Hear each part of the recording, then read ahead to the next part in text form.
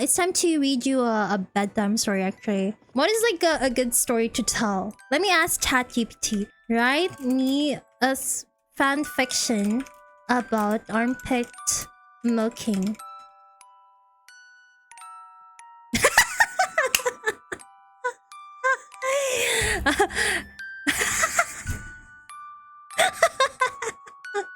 What? Could you clarify what you mean by armpit milking? A romantic armpit milking story to tell to my people. What the fuck? Thanks for trying. No, stay locked out.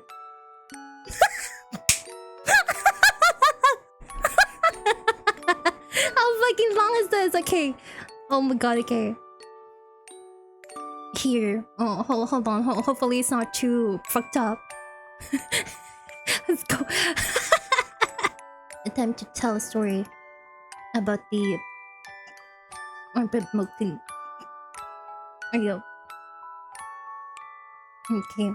Time for a bedtime story, chat, okay? Go to sleep.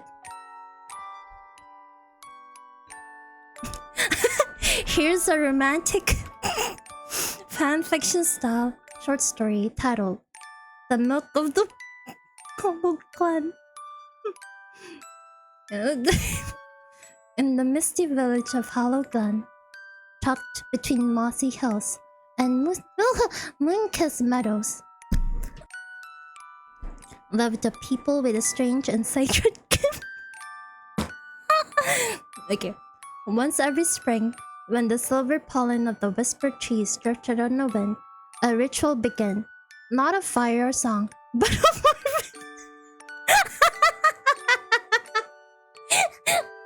armpit milking. A secret known to the people of the glen. Oh god, okay. From the hollows of their arms, a sweet, luminescent nectar will flow. What the fuck? Sorry again. Okay, be serious. Luminescent nectar would flow, said to hold ancient healing magic, passed down from the forest spirits themselves. It was not sweat, nor anything known to science, but something else. Something alive. What do you mean alive? What the fuck? And no one's nectar was more potent than that of Mira Hollowbrick.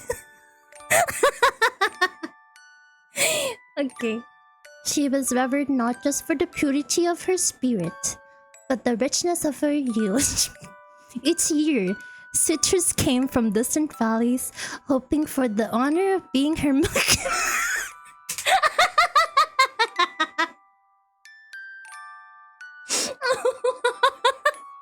Her milking partner. Oh god.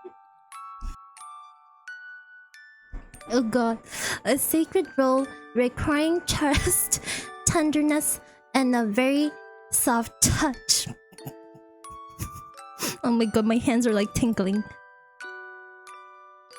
But Mira chose none of them, not until this year. This year, she saw him, Elias Torn, the reclusive herbalist with tangled hair, honey dark eyes, and arms scarred from nettle stings. He had never come to the festival before, but this year, he brought an offering, a vial of starlace bloom, which only flowered once in a decade. He left it silently at Mira's table and walked away. That night, under the bioluminescent glow of the forest, Mira found him at the brook. "Why now?" she asked. He didn't look at her, because I finally believe in things I can't explain. She lifted his hand to her heart. Then milked me. I blinked. Are you sure? I waited my whole life to give myself to someone who sees more than the magic system. someone who sees me. He nodded, trembling, and held her disrobe just enough to reveal the silken curves of her arms. Her skin glowed with the pollen's kiss. Gently, reverently, he pressed his warm hands to her hollows, cradling her as if she were glass. The nectar came slowly at first, thick, opalescent, pulsing with life. He cut it in a curved bowl. Why a bowl though? Just get it with your mouth, man. Never breaking eye contact. As her body leaned into his, they breathed in time, hearts sinking to the rhythm of something ancient and beautiful. When the bowl was full, they held it between them. She dipped 2 fingers in and traced a line of nectar across his lips. Now she whispered, "We are bound." And in hollow glen, the trees brought in the breeze, whispering the tale of love born not from passion alone, but from reverence, ritual, and the sacred milk of trust. That was fucking beautiful.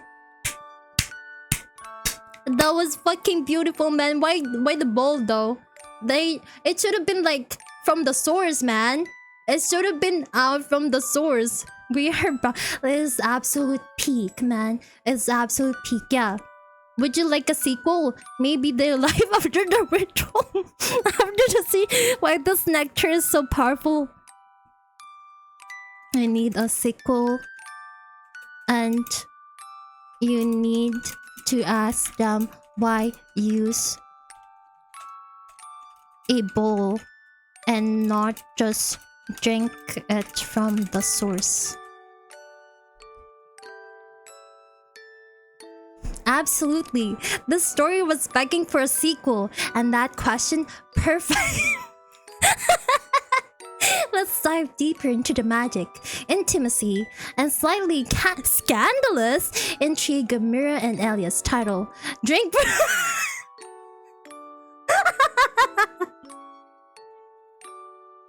drink from the source. Oh god, okay. The morning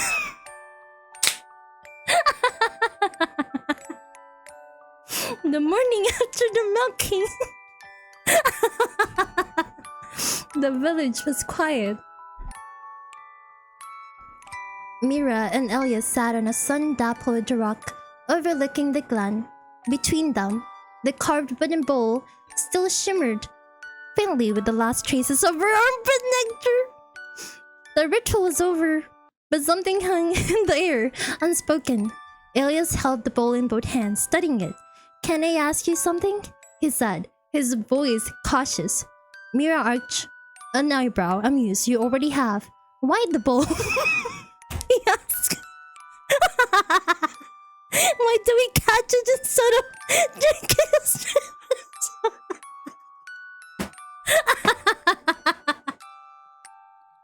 Oh god. Why not drink it straight from the source? She laughed, not mocking, but surprised, delighted. "No one's asking that, not out loud. So people think it?" "Oh, of course, but in Hollow Glen, we don't say such things. Too improper." She leaned closer. "Too intimate." Elia's gaze didn't waver. "Isn't intimacy the point?" Mira paused, her expression turning soft, almost sad. "In the old stories," she said, "drinking directly was reserved for soul-bonded lovers." Oh, it's really intimate. Soul-bonded lovers. To drink from the source wasn't just physical. It was a merging of trust so deep it unraveled your spirit and wove into another's. "So what we did last night was beautiful, sacred, but still a ritual." Her fingers brushed his. "The bowl is tradition, safe, controlled." Elias set the bowl down between them. "And what if I don't want to say?" "Oh, it's basically their condom. The bowl is the condom." The sun caught the glint in Mira's eyes. Then we stopped following rules written by people who feared love too much to taste it raw. Oh fuck. They didn't speak for a moment. The wind carried pollen through the clearing, and the whispered trees rustled in like murmuring ghosts. Mira stood and stepped closer. "I haven't been milked directly since I was a girl. my boy who swore he'd never leave. He did, of course, but I've never forgotten the feeling. Oh God, it's so sad. Do you regret it? No, I regret that I waited so long to trust again. Elias rose, standing before her. Then let me taste that trust. Oh shit! Oh God! It's getting too intense. She lifted her arms, her breathing trembling, but her eyes steady. But don't use your hands this time. Oh shit! He leaned in, reverent, pressing his lips gently to the hollow of her arm. The nectar sweet and electric touched his tongue like starlight in liquid form. It wasn't just delicious, it was transformative. Visions bloomed behind his eyes. Her childhood, her fears, the first time she danced alone in moonlight. What happened, Vala? Why are you crying again? Armpit milking, right? He gasped as his mouth lingered.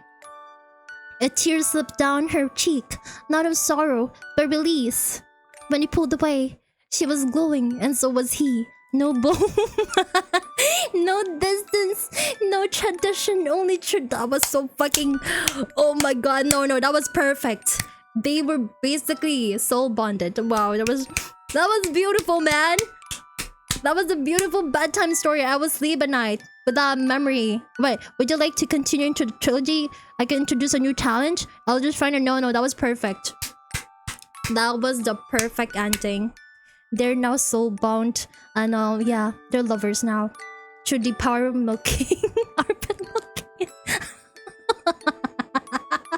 That was beautiful, man. That's so good. That was beautiful. I cry every time.